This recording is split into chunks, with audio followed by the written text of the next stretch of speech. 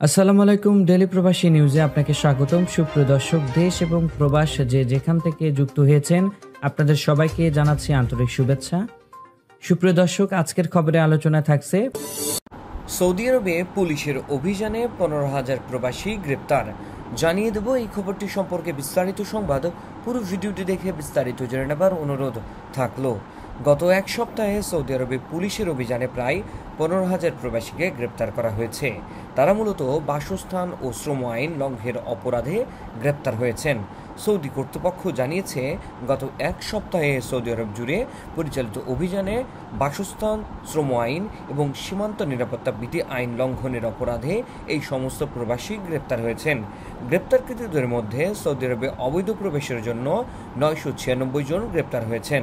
Saudi news থেকে জানা গেছে, গ্রেপ্তারকৃতদের মধ্য থেকে 64% ইথিওপিয়ান, 33% ইয়েমেনি এবং 3% অন্যান্য দেশের প্রবাসীরা রয়েছেন।